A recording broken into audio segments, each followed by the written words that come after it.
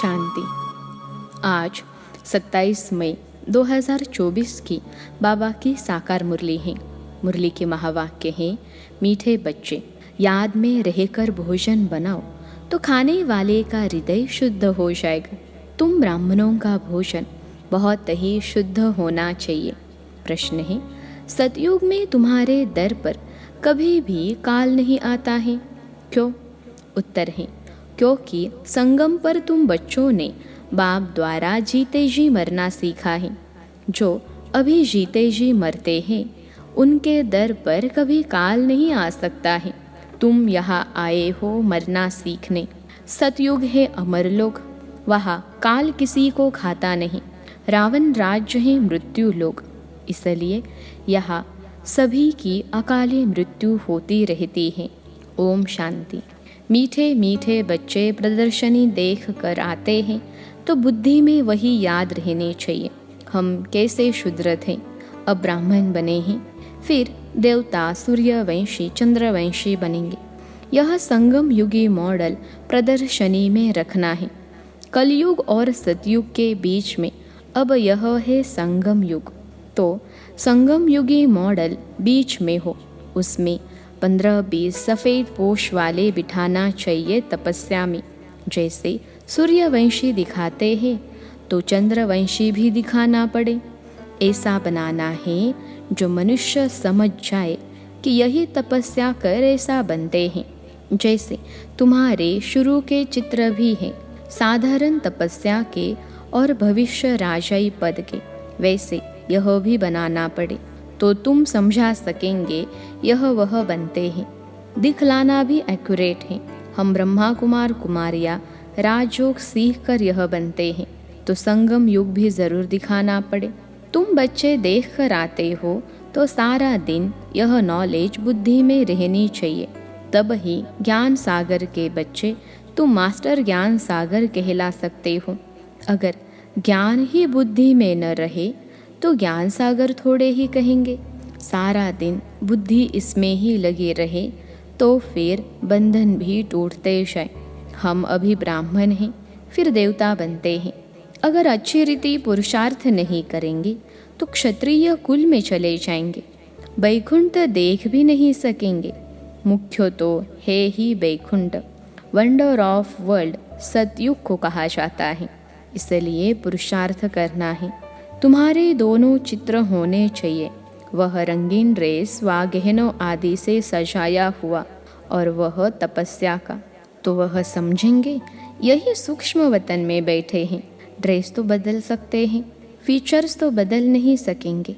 वह हुआ अपवित्र प्रवृत्ति मार्ग, वह पवित्र प्रवृत्ति मार्ग जिससे समझे कि यह स्थापना कर रहे हैं, यही फिर वह बनते हैं। जो मेहनत करेगा वही पाएगा। ब्राह्मण बनने वाले तो बहुत है ना, इस समय तुम थोड़े हो, दिन प्रतिदिन वृद्धि को पाते रहेंगे। सारा सृष्टि चक्र कैसे फिरता है बुद्धि में है। हम तपस्या कर रहे हैं, फिर यह बनेंगे। इसको ही कहा जाता है स्वदर्शन चक्रधारी हो बैठना, क्योंकि बुद्धि में तो सारी नॉलेज है। हम क्या थे, अब फिर क्या बनते हैं। स्टूडेंट टीचर को तो ज़रूर याद करेंगे, तुमको भी बाप को याद करना है। याद की यात्रा से ही पाप कटते हैं। आत्मा पवित्र हो जाती है तो फिर शरीर भी पवित्र मिलता है। जो शूद्र से ब्राह्मण बनते हैं वही फिर देवता बनते हैं। जिसका जितना बड़ा मॉडल हो अच्छा है, क्योंकि लिखना भी पड़ता है। संगम युगी पुरुषोत्तम बनने वाले ब्राह्मण अभी तुमको बाप बैठ पढ़ाते हैं। ऊपर में शिव बाबा का भी चित्र है जो तुमको पढ़ाते हैं। तुम यह बनते हो। यह ब्रह्मा भी तुम्हारे साथ है, वह भी सफ़ेद पोषधारी स्टूडेंट हैं। मनुष्य तो राम राज्य को भी नहीं मानते हैं। गायन भी है, राम राजा राम प्रजा। सतयुग में तो धर्म का राज्य है ही, बाकी त्रेता में क्षत्रियों की ग्लानि कर दी है, सूर्यवंशी की ग्लानि नहीं की है। तो यह भी लिखना पड़े, राम राजा राम प्रजा धर्म का उपकार है। वह भी सेमी स्वर्ग है, क्योंकि 14 कला है ना। वहाँ ऐसी ग्लानि की बातें होती नहीं। उनको क्लियर कर दो, हम क्या बन रहे हैं। हम ही अपने लिए स्वराज्य स्थापन कर रहे हैं। विश्व में शांति का एक स्वराज्य जो सब मांगते हैं, वह हम स्थापन कर रहे हैं। बाबा प्रदर्शनी आदि देखते हैं तो ख्यालात चलते रहते हैं। तुम बच्चे घर जाएंगे तो फिर यह सब बातें भूल जाएंगे, परंतु यह सब बुद्धि में याद रहना चाहिए। ऐसे नहीं प्रदर्शनी से बाहर निकले और खेल खलास। अच्छे अच्छे बच्चे जो पुरुषार्थी हैं, उनकी बुद्धि में टपकना चाहिए। बाबा को टपकता रहता है ना। बुद्धि में सारा ज्ञान रहेगा तो बाप की याद भी रहेगी, उन्नति को पाते रहेंगे। अगर सतो प्रधान नहीं बनेंगे तो फिर सतयुग में नहीं जाएंगे। इसलिए अपने को याद की यात्रा में पक्का रखना है। तुम राजयोगी हो, तुमको बड़ी जटाएं हैं। महिमा सारी तुम माताओं की हैं। जटाएं भी नेचुरल हैं। राजयोगी और योगिन यह सच्चा सच्चा तपस्या का रूप दिखाते हैं। यह सब समझने की बातें हैं। बाप कहते हैं, देह के सब धर्म छोड़ अपने को आत्मा निश्चय करो। बाकी सब देह के संबंध आदि भूल जाओ। एक बाप को याद करो, वह तुमको बहुत मालदार बनाते हैं। जीते जी मर जाओ। बाप आकर जीते जी मरना सिखलाते हैं। बाप कहते हैं, मैं कालों का काल हूँ, तुमको ऐसा मरना सिखलाता हूँ जो कभी तुम्हारे दर पर काल न आ सके। वहाँ तो रावण राज्य ही नहीं। सतयुग में कभी काल खाता नहीं। उनको अमरपुरी कहा जाता है। बाबा तुमको अमरपुरी का मालिक बनाते हैं। यह है मृत्युलोक, वह है अमरपुरी, यह है राजयोग। तुम लिख दो, प्राचीन भारत का राजयोग फिर से सिखाया जाता है। जो प्रदर्शनी आदि देखते हैं, उनको ख्याल करना चाहिए इसमें और क्या करें, जिससे मनुष्य एक्यूरेट समझे। इसमें प्रैक्टिकल बहुत अच्छी समझानी है। यथा राजा रानी तथा प्रजा तो इसमें आ ही जाते हैं। बाप कितना क्लियर कर समझाते हैं। अपने को आत्मा समझ बाप को याद करो।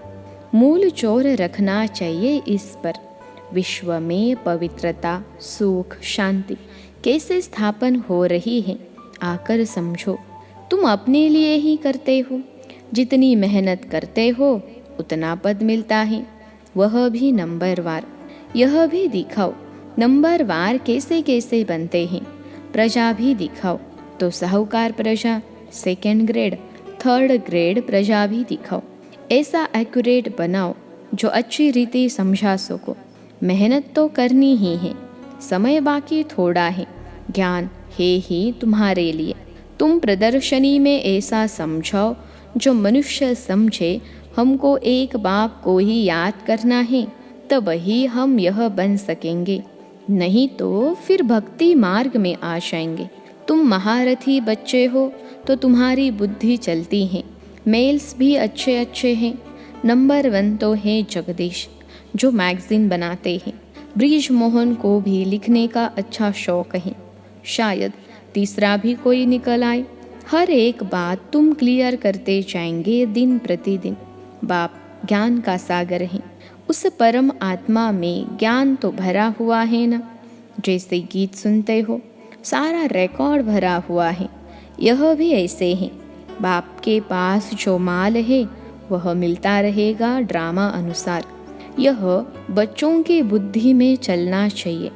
भल कुछ काम काज करो, हाथ से भोजन बनाओ, बुद्धि शिव बाबा के पास हो।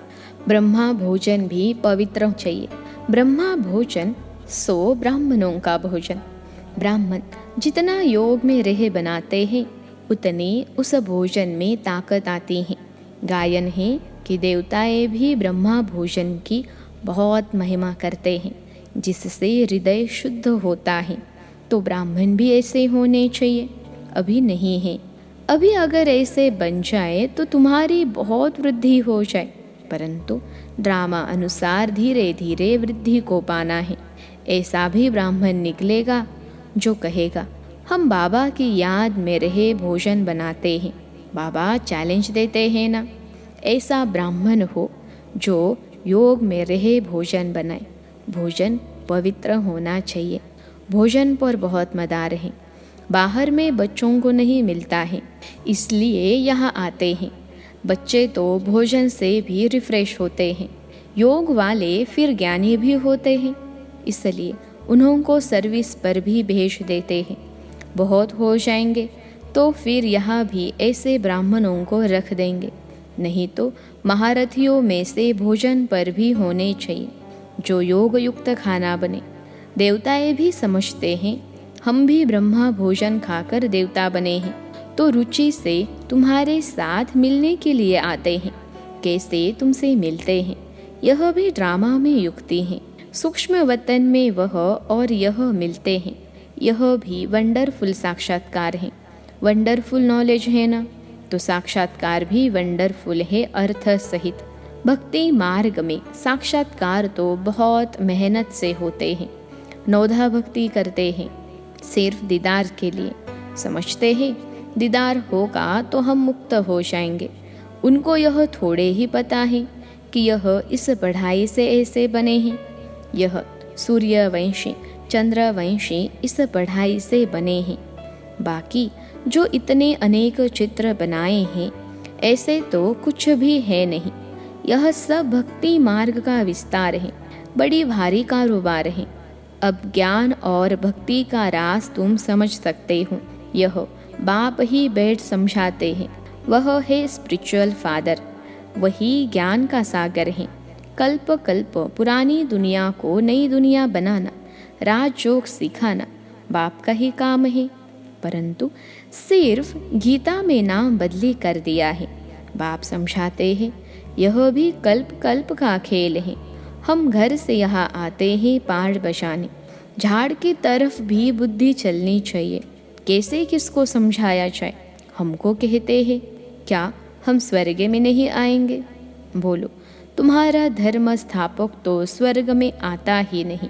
वह जब स्वर्ग में आए तब तुम भी आओ। हर एक धर्म का अपने अपने समय पर पार्ट है। यह वैरायटी धर्मों का नाटक बना हुआ है, बना बनाया खेल है। इसमें कुछ भी कहने की दरकार ही नहीं रहती है। मुख्य धर्म दिखाए गए हैं, यह तो बच्चे जानते हैं। यह चित्र आदि भी कोई नए नहीं हैं। कल्प कल्प ऐसे हुबहू चलते आएंगे। विघ्न भी अनेक प्रकार के पड़ते हैं। मारपीट आदि के भी विघ्न पड़ते हैं ना। बच्चों को कितना युक्ति से समझाया जाता है। बोलो, भगवानोवाच है ना, काम महाशत्रु है। अभी तो यह कलयुगी दुनिया विनाश होनी है। देवता धर्म स्थापन हो रहा है।